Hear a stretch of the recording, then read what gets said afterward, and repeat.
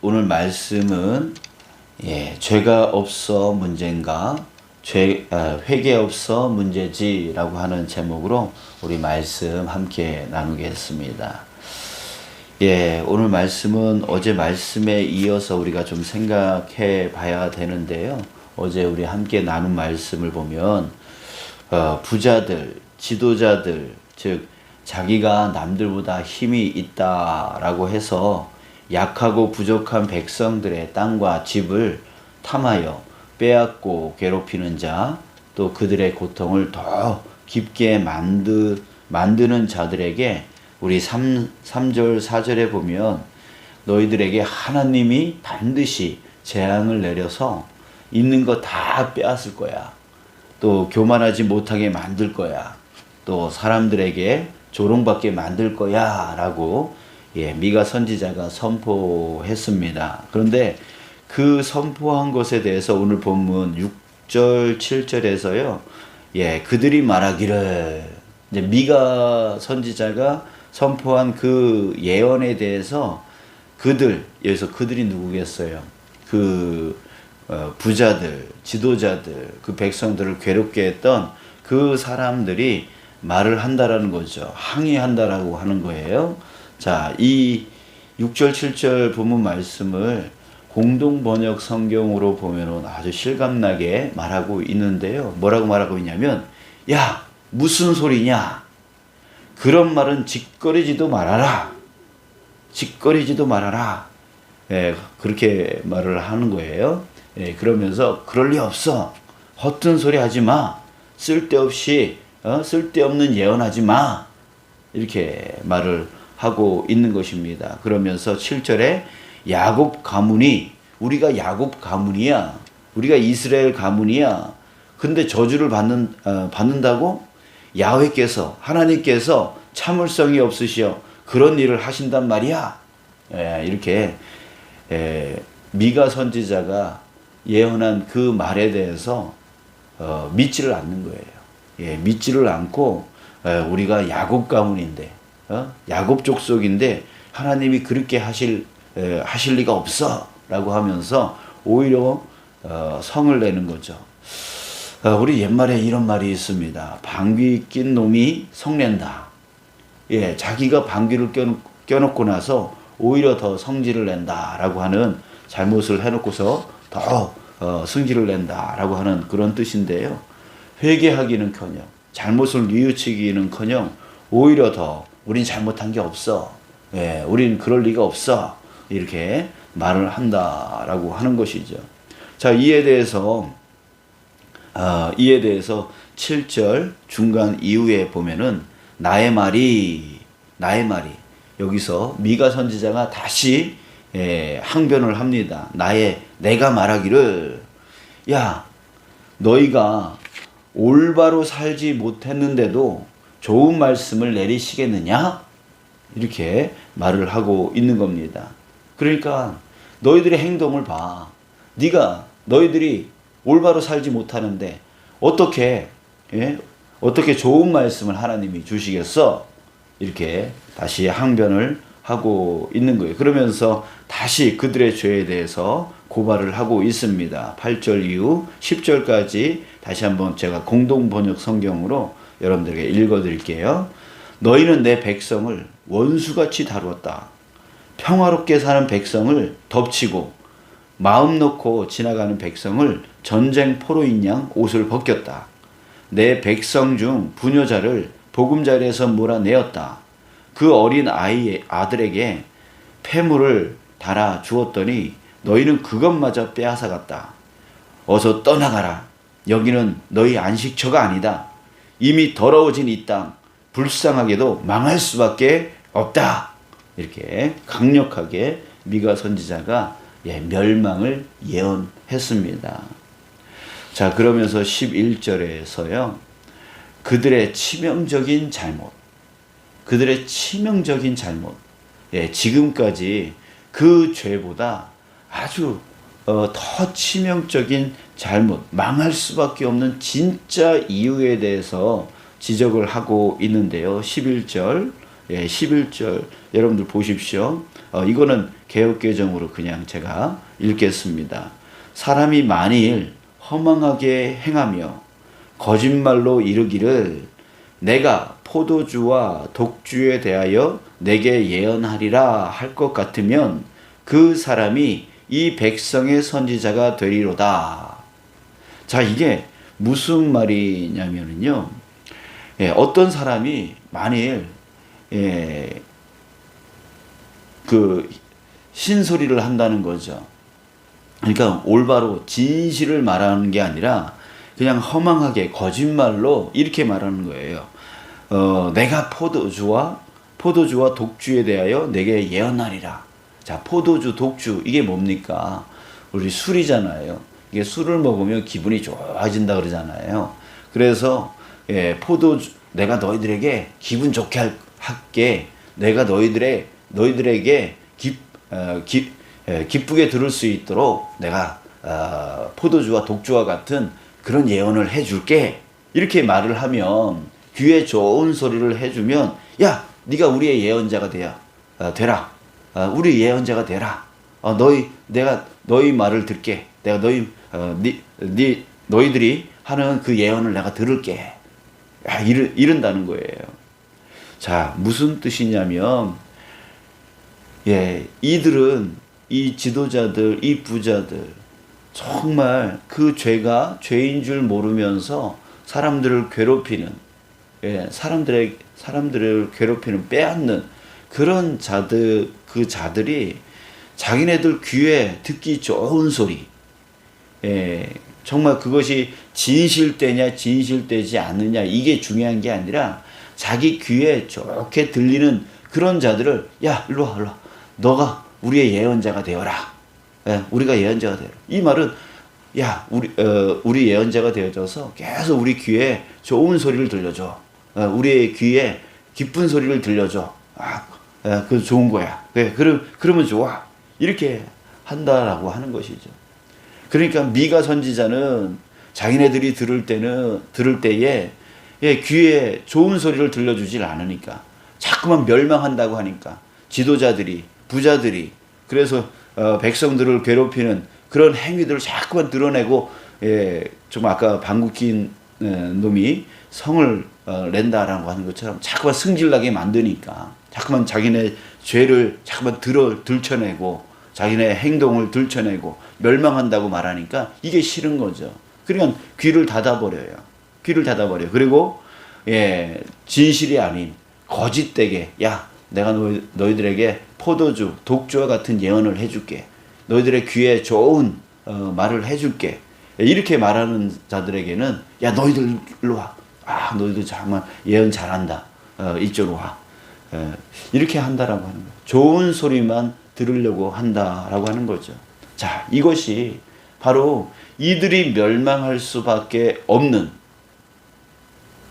이들이 멸망당할 수밖에 없는 아주 치명적인 잘못, 바로 여기에 있다라고 하는 것이죠. 사랑하는 여러분,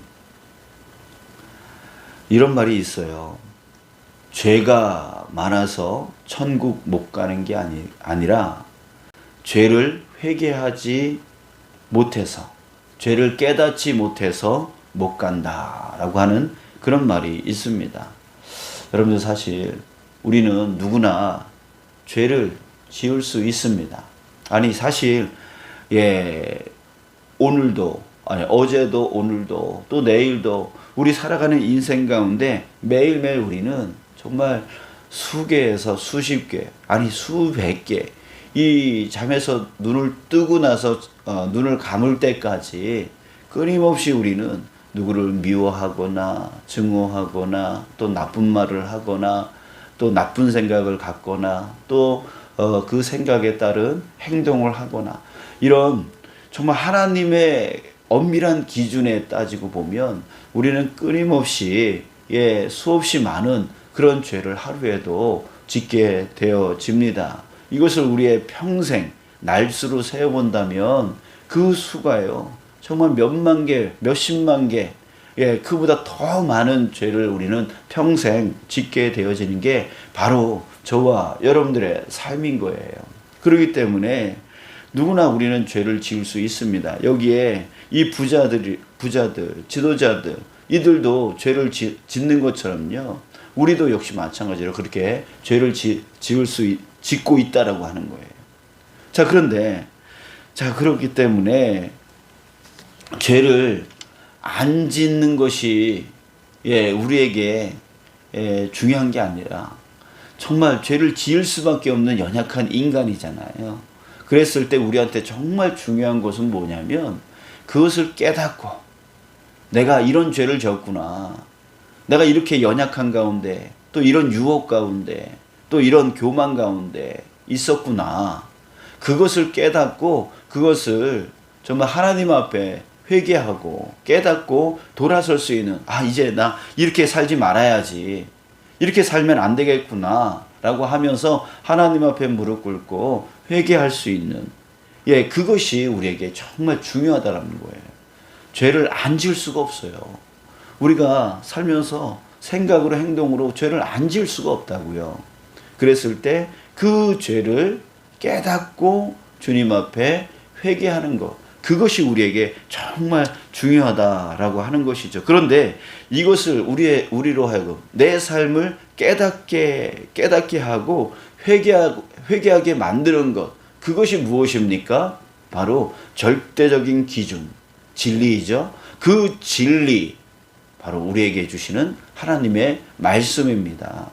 그 말씀을 우리가 듣는 것, 그것 들을 때에 그것이 깨달아지고 내 안에 있는 죄가 무엇인지 깨달아지고 회개할 수 있게 되어지는 거예요. 그런데 내 귀에 좋은 말씀만 들으려고 하고 내 귀에 좋지 않은 내 죄를 자꾸만 드러내려고 하고 까발리려고 하는 그런 말씀은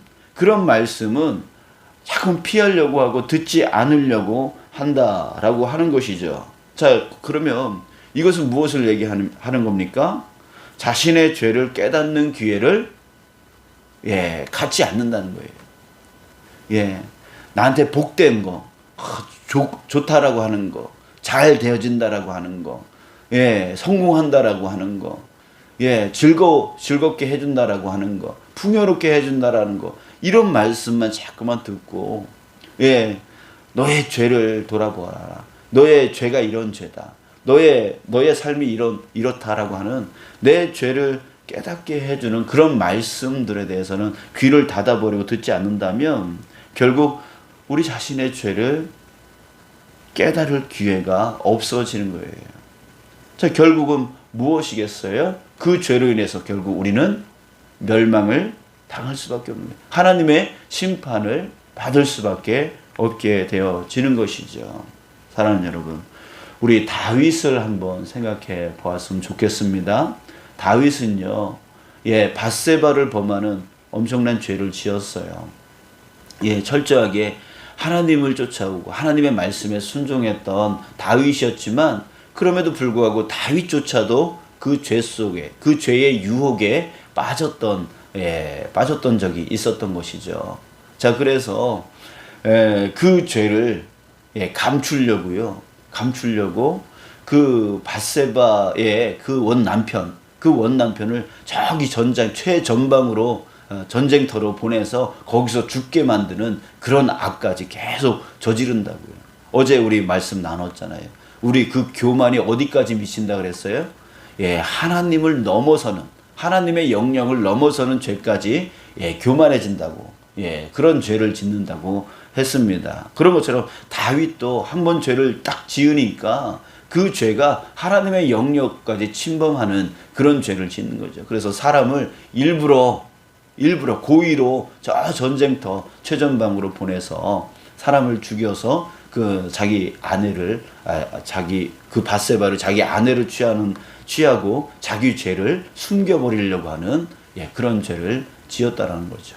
자, 그런데 나단 선지자에게 하나님께서 말씀이 임했어요. 그래서 그 나단 선지자가 그 말씀을 갖고 다윗에게 왔던 것이죠.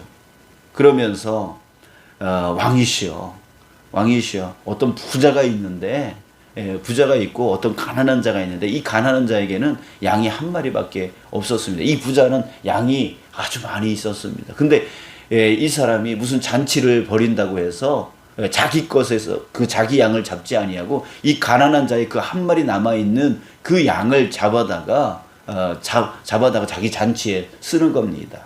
왕이시면 어떻게 하겠습니까? 라고 했을 때 이 왕이 다윗이 대노를 하는 거예요. 화를 내면서 어떤 놈의 자식이 그런 짓을 하는 거야. 그런 놈 있으면 당장 잡아 죽여야지. 이렇게 말을 했던 거예요. 그때 나단 선지자가 하나님의 말씀을 전합니다. 바로 당신이 그 사람입니다. 라고 하나님의 말씀을 전하는 것이죠.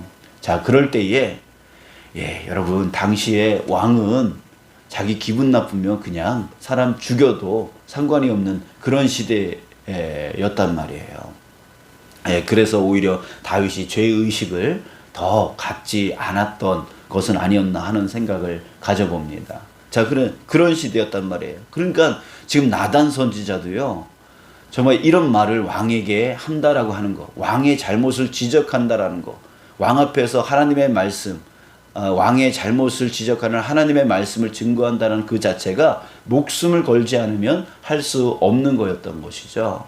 자, 그런데 나단 선지자, 그 말씀의 사명을 갖고 있는 나단 선지자가 말씀을 다윗에게 선포했습니다. 목숨을 걸고 선포했습니다. 그럴 때에 다윗이 어떻게 반응을 했죠?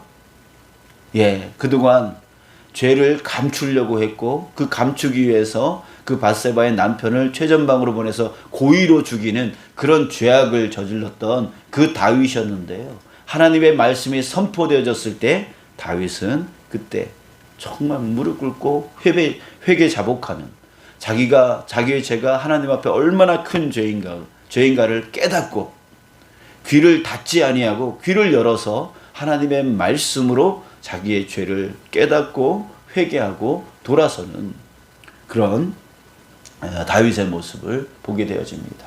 그러기에 하나님께서 다윗을 위대한 왕으로 세워주시는 그런 복을 이후에 더 쏟아 부어 주셨던 것이죠. 우리 사울 왕과 다윗 왕을 이렇게 비교해 봤을 때 바로 거기에 있는 거예요. 사울 왕이 왜 멸망을 당했는지, 왜 다윗 왕은 그런 죄를 지었는데도 불구하고 멸망당하지 않았는지, 그 차이점은 바로 거기에 있는 거예요. 사울 왕도 죄를 지었고 다윗 왕도 죄를 지었습니다. 똑같습니다. 차이가 없습니다. 그들처럼 우리도 역시 마찬가지로 매일매일 죄를 짓습니다. 크든 작든 간에 하나님 앞에 죄를 짓습니다. 그래서 우리 사람들은요, 사울 왕이나 다윗 왕이나 우리나 하나님 앞에 심판받지 않을 수가 없는 거예요. 멸망당할 존재가 되지 않을 수가 없는 것이죠. 그러나 다윗은 멸망당할 자로 나아가지 않았다는 것이죠. 거기에 무슨 차이가 있는 것입니까? 바로 하나님의 그 쓴 말씀을 들었던 거죠. 쓴 말씀을 듣고 자기의 죄를 깨닫고 하나님 앞에 무릎 꿇고 회개 자복했던 것이죠. 여기에 차이점이 있었던 거예요. 멸망의 차이점은 멸망을 당하느냐 멸망을 당하지 않느냐, 여기에 차이점은 바로 죄를 짓느냐 짓지 않느냐의 문제가 아니라 지을 수밖에 없는 우리의 인간이기 때문에 거기에 차이점이 있는 게 아니라 바로 그 말씀을 깨닫고 하나님이 내게 주신 그 말씀을 깨닫고 회개하여 깨달아서 회개하여 나아가는 것. 그래서 다시 그 죄로부터 돌아서는 것. 이것이 바로 차이점이었다라고 하는 거예요. 여러분, 우리도 역시 마찬가지입니다. 죄가 회개되어지지 않는다면, 죄가 깨달아지지 않는다면 저와 여러분들 그 회개치 않는 자들은 멸망을 당할 수밖에 없게 되어지고 하나님의 심판 가운데 나갈 수밖에 없는 것입니다. 여러분들, 그러기에 우리 어떻게 살아야 됩니까? 우리 세 가지로 정리하고 마무리하겠습니다. 여러분, 우리 이렇게 살기를 원합니다. 오늘 뭐 먹고 살지? 오늘 어떻게 살지? 이 오늘 내가 뭘 먹고 어떻게 사는 거, 내 인생 어떻게 먹고 어떻게 사는 거, 어떻게 성공하지, 어떻게 잘 살지, 여기에만 우리가 신경 쓰는 그런 자 되어지지 말고 인생 전체를 한번 생각해 보기를 바랍니다. 인생 전체를 생각해 보고 내가 지금 내 삶을 내가 평가해 볼 때에 내 삶이 정말 그 마지막 때에 천국과 지옥이 갈라진다라고 하는데, 심판이 있다라고 하는데, 과연 내 삶, 지금 내가 살고 있는 이 삶이 정말 천국과 지옥에서 천국 가는 자의 길을 걷고 있는지, 지옥 가는 길을 걷고 있는지, 그것을 한번 생각해 보자라고 하는 거예요. 한번 내 인생을 전체로 한번 보고 한번 그거를 한번 스스로 판단해 보자라고 하는 것입니다. 자, 그리고 나서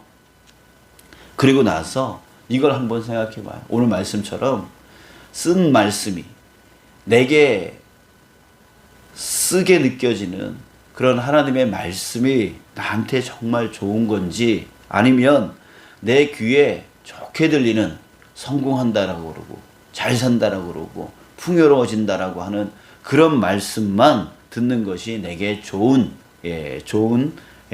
건지 한번 생각해 보자라고 하는 거예요.